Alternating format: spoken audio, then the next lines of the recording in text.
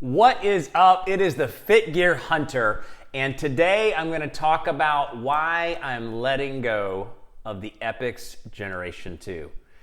So if you like this video, please give it a thumbs up. Please consider subscribing for more. I'm testing the Lumen, not fired up about it, and many other watches still yet to come. I just have this feeling that there's going to be other watches that are being released soon. So if you like this video, please stay tuned for more. But the title says it all, and it's a shocker. And to me, it's a shocker to literally put out there. It's crazy. So I want to give you a little history on my deep desire for an AMOLED watch that's capable, and lead it up to today to talk about my reasons that I'm actually letting go of the Garmin Epix Gen 2. So the history goes back quite a while, and using transflective screens and sort of the dulled out. I remember the first Polar Vantage M watch I got. I sent it back because I thought the backlight was broken because it was so dim it was not even legible when you do like a wrist raise gesture. And that's just as bright as it was. And then I really wanted to see a brighter, more brilliant screen. The Polar Ignite came out. That's a LED screen, I think, but it's small. It doesn't have all the functions, or it doesn't have as many of the functions. Doesn't fit the form factor, and you can only do a wrist raise. There was a glitch, a 2-second delay for that. Then I tested some of the Chinese-based or foreign-based watches, the Amazfit GTR2, like the T-Rex Pro, the Honor Watch 2, and all those really were functionally okay, and the screens were brilliant and beautiful, and some more than others even, but the heart rate was just absolutely not able to keep up with the CrossFit workout. On top of it, you couldn't connect it to a chest strap, and on top of that, not all of the watches that came out in the AMOLED fashion would be able to have any training effect or training load or training tracking of any kind. So, waited and waited, wondered and wondered. The Suunto 7 came out. I was like, oh my gosh, this is it. It's got the sweet form factor. It's got a big old beautiful display. And it's got a terrible heart rate sensor, and it doesn't connect to a chest strap. And on top of it, it's got like one of the shortest battery lives of any AMOLED. It's a beautiful watch. I really love that watch. But at the same time, completely not functional for anything other than a watch, in my opinion, for tracking a rigorous training schedule. And then the Venue and the Venue 2, I tested that from Garmin, the different iterations of it. But in the Venue 2, it's beautiful. It was well functioned because it was a Garmin, and Garmin's like the industry leader of kind of all things in some ways, or most complete package. It doesn't have any of the training features, doesn't have the training load, training effect, recovery time, any of the important things for a training. It's really more sort of one-dimensional when it comes to your fitness overall. And then the Amazfit GTR3 showed some promise because they had developed their own algorithms for training effect and training load over time, and it had a better HR, better heart rate tracking. But then the more I tested it, the more I found out the heart rate was sort of inconsistent. You couldn't connect it to a chest strap, and every workout I did, was maxing out the training load. I was just maxing out training effect. Everything was just, a 20-minute EMOM would send it through the scale. So that didn't work. The Huawei GT3, now there's an interesting watch. So has good heart rate built into it, but obviously anybody doing CrossFit, you should only be using a device that connects to a chest strap or an armband, because you can't keep up with the optical heart rate on the wrist. So the GT3 had a better heart rate and it actually did well in the testing, but at the same time, it was one of the first to connect to a chest strap, and from some of these outside companies. And at first you thought it had to be one of these two weird ones. I have since discovered the Huawei GT3 can connect to any chest strap. Now, if you have a dual communicator like a Polar H10 and you are trying to connect to two Bluetooths at once, you cannot do it. Once the Huawei GT3 locks on, you're basically only getting one signal for the heart rate there. But they also had their own training algorithm with training effect and training load and recovery time, and it's sort of decent. It actually but the thing with Huawei is the more I tracked it, the more I realized, well, the sleep scores were just all too high. Even if I got terrible night's sleep, it would still give me reasonably high scores. I didn't personally like how they sort of combined the information, but the sleep score itself wasn't actionable information, and the stress tracking, although you could turn it on all day, it surely did not work if you were moving more than a little bit all day. So the stress tracking doesn't help. So the wellness side fell off, and it was not useful on the Huawei GT3. And then in comes the Garmin Epix Gen 2. The Garmin Epix Gen 2 is truly, and I will say this emphatically till the day I die, everything you could want in an AMOLED watch. Everything you could want. I mean, they have packed in all the best, top of the line, most up-to-date contemporary training features that Garmin has on any of their best training watches. Training effect, improved recovery time, body battery, obviously sleep score, higher level analysis for recovery time, all of it. Stamina now, multi-satellites, and the mapping is awesome. So all of these things, all of it in an AMOLED watch. But wait, there's more. Not just an AMOLED watch that does all these cool things. It lasts for longer than any AMOLED watch anywhere. I mean, I don't care. I tested the Huawei GT3, which promoted 14 days of battery life, but if you turn all the sensors on and you use always on display, I was getting 4 to 4.5 days of battery life. With the Epix Gen 2, I have always on display, and I'll give you some pointers at the end of this video for how to make the most of it, but Epix always on display, and I'm getting 6.5 days consistently. 6.5 days. I'm not doing a lot of GPS. I'm just doing one workout, an hour and a half a day, but I am tracking like a 20-minute walk every day. 6.5 days. Huawei GT3 didn't keep up with that. So it's got battery life on top of it. So it has everything in. And now I am 1 month in. I've been using this for 1 month to really get to flesh out the feelings and the thoughts and the use and the experience. And so this is my 1 month update. And I'm here to tell you why I'm letting it go. All right, so reason number 1 is price. I don't care what you say, $1,000 for a watch is a crazy large amount of money. To me, I mean, I'm just buying watches.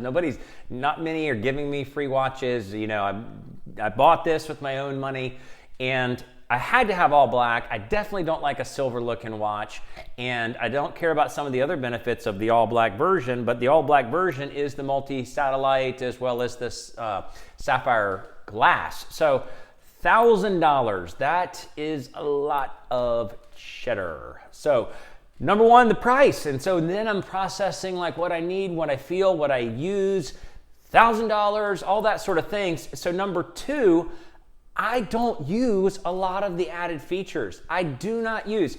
Now, I will say, and please hear me on this, the mapping functionality on the Epix Gen 2, and now even technically on the Fenix 7, is the best that they've come up with. It used to be you had to push buttons, you had to hold buttons, you had to sort of zoom around, it would slowly do it. The be able to have a touch screen to zoom around on maps makes this like an Apple Watch competitor, but it's even better because it's a lot easier to track the trails, to track the things around me. It's just better. It's better. The mapping is awesome on this. But I don't use it. I'm not looking for trails. I'm not climbing mountains necessarily. And if I do, I might plan it out ahead of time. I'm not going on treks in the woods. I'm not doing those things. Secondly, the stamina feature that's primarily for biking and running, or maybe only for biking and running. I'm not sure if it goes for trail running. Don't use that. I'm in and out of the box for an hour at a time. So I'm not tracking my stamina, and it only really tracks on those features. Multi-satellite GPS, the ability to lock in 2 different satellites on this to make sure I'm getting. You might find this shocking, but it's actually not that hard to keep up with me when I'm out running.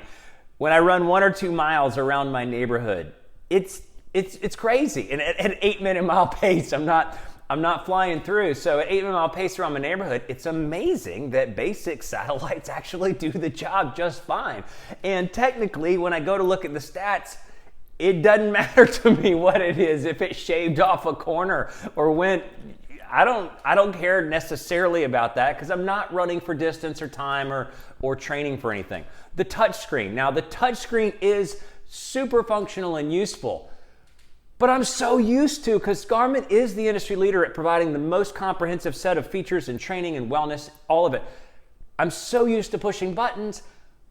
I still push them on the Epix. I still, you can swipe, that's great, and a swipe works, But I still find myself, I know I'm going to the next piece of information. It's ridiculous. Now, obviously in the menus, you want to have a swipe because you can just sort of fly through things.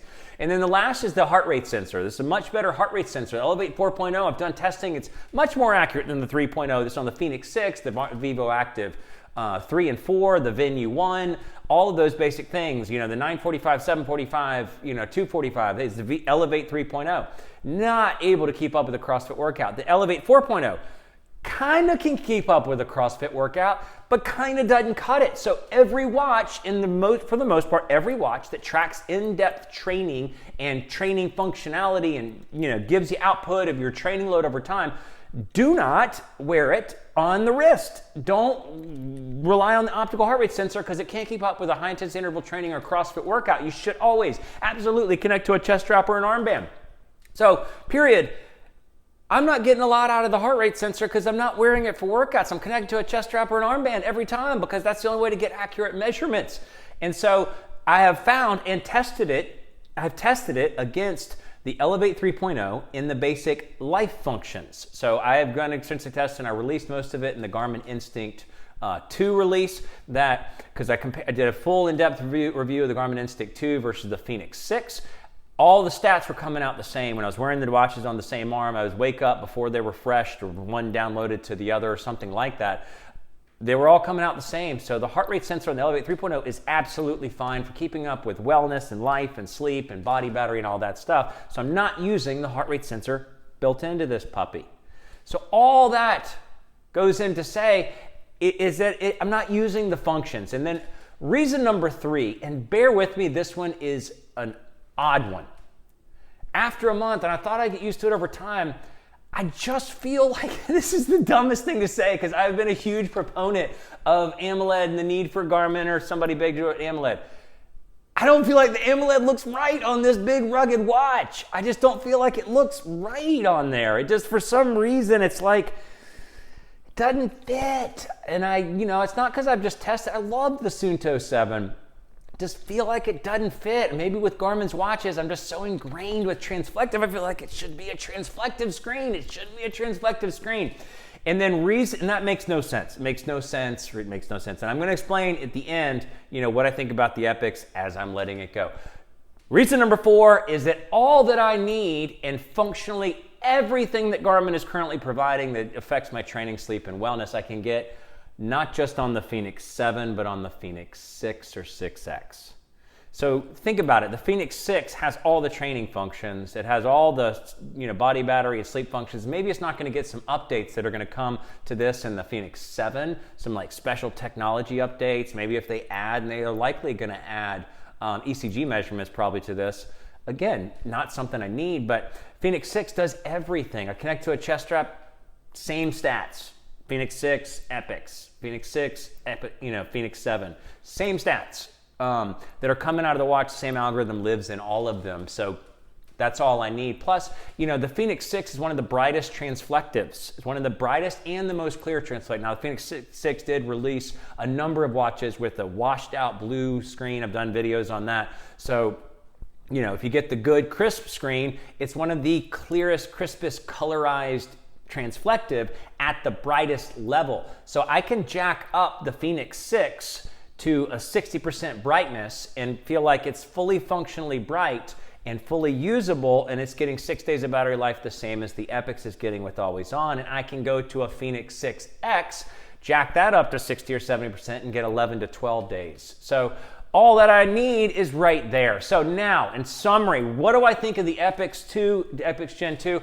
I do think this is the prima donna watch on the market. I think they're going to change.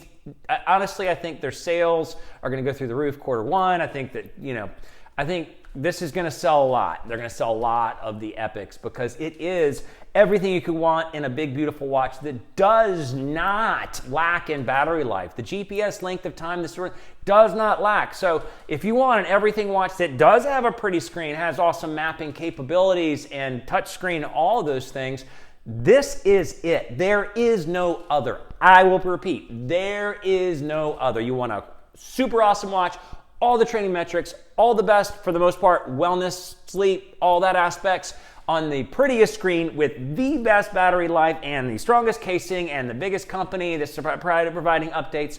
You can't get it anywhere else. It does not live anywhere else. It doesn't exist anywhere else in that full comprehensive package. I mean, if this had 2 days of battery life, you know, it doesn't. It has 6 to 16 days of battery life. Been extensively tested. You can get either one of those with just the wrist gesture, not always on screen. 15 to 16 days, spot on. You're not gonna, it's amazing. It is amazing. So, a side note before I close out, the best way to get battery life now, if you have a breathing issue that affects your sleep, then maybe you need pulse ox, your blood oxygen level while you're sleeping. I have tracked that. I've always had it on. Pulse ox on at night, you know, that's sleep. It's always the same.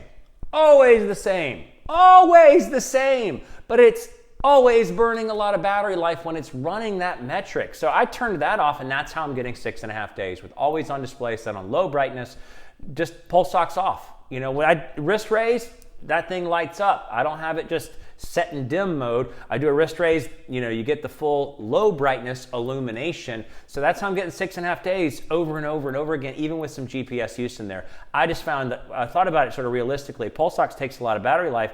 I don't get any value out of it because I don't have any sleep issues or something like that. So with that, that is the Garmin Epix Gen 2. You'll forever see me now, probably, at least for the short term, because if some other watch is going to come out, I'm going to buy that.